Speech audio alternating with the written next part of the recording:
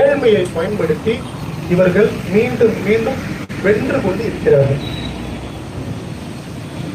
இதற்கு நீங்கள் ஒரு முடிவு கட்ட வேணும், இதுக்கு ஒரு முற்றுப்புள்ளி வைக்கணும் அப்படின்னா உங்கள்கிட்ட இருக்கிற ஒரே ஒரு ஆயுதம் உங்களுடைய வாக்கு. நீங்கள் வாக்குகளை நாம் தமிழருக்கு அளிக்கணும்னு நாங்க கேட்கல. ஆனால் சீமானை முதல்வர் ஆக்குவதற்காக உங்களுடைய வாக்கை நீங்கள் பயன்படுத்தணும்னு நாங்க கேட்கல. நாம் தமிழர்களுடைய உடன் பிறந்தார்கள் அங்கங்கே சட்டமன்றத்திற்கும் பாராளுமன்றத்திற்கும் போட்டியிடுகின்ற அந்தந்த நபர்களுக்கு நீங்கள் வாக்களித்து அவர்களை வென்று அரசியல் அமைப்பு சட்டத்தினுடைய சட்டமன்ற பாராளுமன்ற உறுப்பினர்களாக மாற்றுங்கள் நாங்கள் உங்களை கேட்கல. மாறா இந்த திராவிட முன்னேற்ற கழகம் என்ற நச்சு பாம்பை வேரோடையும் வேரடி மண்ணோடையும் அடிச்சு கொள்ளுங்க.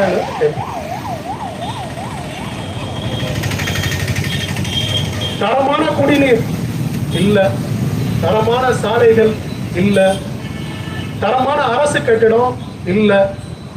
அரசு பள்ளிகளுக்கு போனா மாணவர்கள் திரும்பி வருவாங்களா அப்படின்னு பயம். காரணம் என்னன்னா எப்ப கட்டடம் தடுந்து விழும், எப்ப மேற்கூரை இடிஞ்சு விழும் அப்படின்னு தெரியல.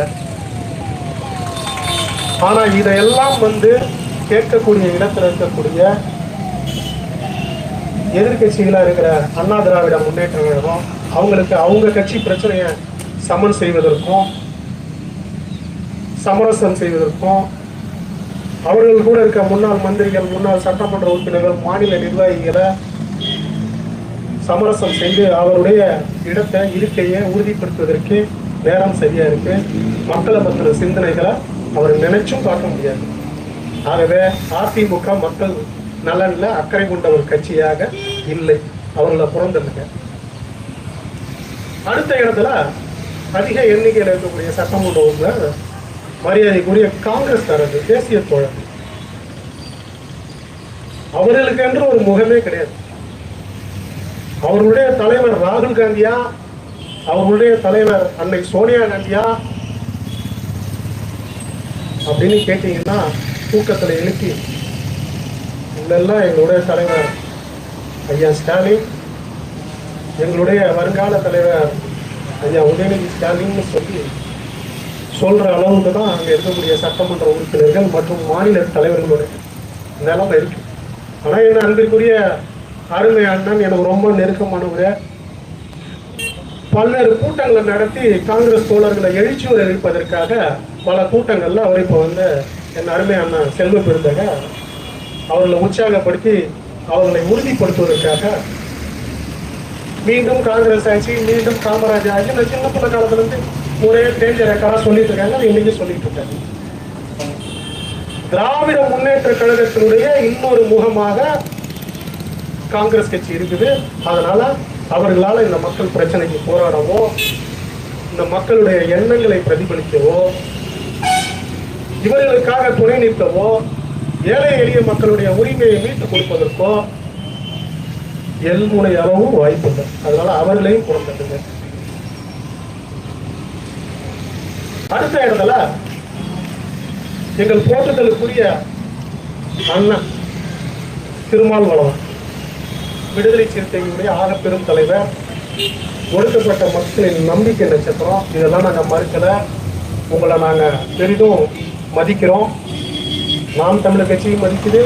என் அருமையான சீமான் அவர்களும் உங்களை பெரிதும் மதிக்கிறாரு. இங்கே குழுமி இருக்கக்கூடிய தமிழகத்தை கடந்து உலக அளவில் இருக்கக்கூடிய நாம் தமிழர் கட்சியினர் அனைவரும் உங்க மேல பேரன்பும் பெரும் மரியாதையும் நாங்கள் வச்சிருக்கோம். காங்கிரஸ் கட்சிக்காரர்களுக்கு நான் என்ன சொன்னனோ அதையதான் மரியாதைக்குரிய அண்ணன் விடுதலை சிறுத்தைகளுடைய தலைவர், அவர் தலைமையின் கீழ் இயங்கக்கூடிய விடுதலை சிறுத்தைகள் கட்சியினுடைய நிலைமை. அவனும் ஸ்டாலின், உதயநிதி போன்ற முகமுடியை போட்டு தான் சட்டமன்றத்திலையும் பாராளுமன்றத்திலையும் இன்னைக்கு இருக்கிறார். அவராலையும் இந்த மக்களுடைய போராட்டத்திற்கோ, விடுமுறை மக்களுடைய எதிர்பார்ப்புக்கோ, அன்றாட வாழ்க்கையினுடைய பிரச்சனைகளுக்கோ திராவிட முன்னேற்ற கழகத்தை எதிர்த்து குரல் எழுப்ப முடியுமா அப்படின்னா அது மில்லியன் டாலர் கொஸ்டின். ஆகவே அதையும் நாம் புறந்தள்ளுவோம். பாட்டாளி மக்கள் கட்சி, பாரதிய ஜனதா போன்ற கட்சிகளுடைய மேலேயே நீங்கள் நன்கு அறிவீங்க. அவர்கள் இன்று கடந்த காலத்துல இருந்த அரசியல் அங்கீகாரத்தை கூட மரியாதைக்குரிய ஐயா டாக்டர் ஐயாவினுடைய தலைமையில் இருக்கக்கூடிய பாட்டாளி மக்கள் கட்சி இழந்து அம்பலப்பட்டு நிற்கிறார்.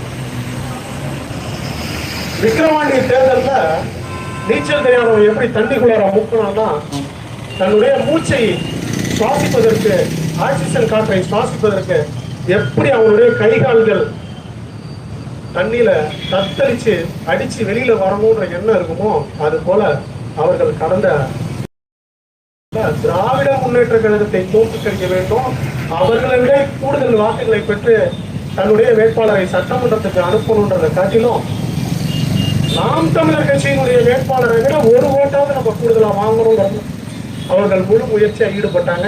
அது என்னுடைய சக இந்த கூட்டத்தினுடைய முக்கிய விருந்தினராக வந்திருக்கக்கூடிய அண்ணன் அன்பு திருமரசு போன்றவர்கள் அறிவார்கள்.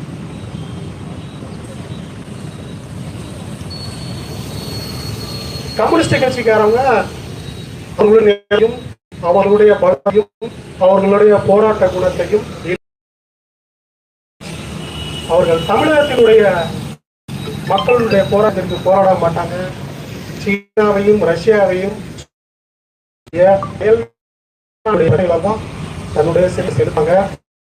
ஆகவே அவர்களையும் நாம் புறந்தள்ளுவோம். அப்ப யார்தான் எங்களுக்கான போராட்டத்தை முன்னெடுப்பவர்கள், யார்தான் இந்த தமிழக 8 கோடி மக்களுக்கான பிரதிநிதி, யார்தான் எங்களுக்கான தலைமை, யார்தான் எங்களுக்கான கட்சியை வழிநடத்தக்கூடியவர்கள் அப்படின்னு உங்களுக்குள்ளார ஒரு கேள்வி இருந்துச்சுன்னா உங்களுக்கான தலைவனா என் அருமையான சீமான் தான் உங்க தன் முன்னாடி நிற்கிறாரு. உங்களுக்கு கூட உங்களுடைய போராட்டங்கள்ல உங்களோட தோளோடு தோல் நின்று உங்கள் சக தோழனாக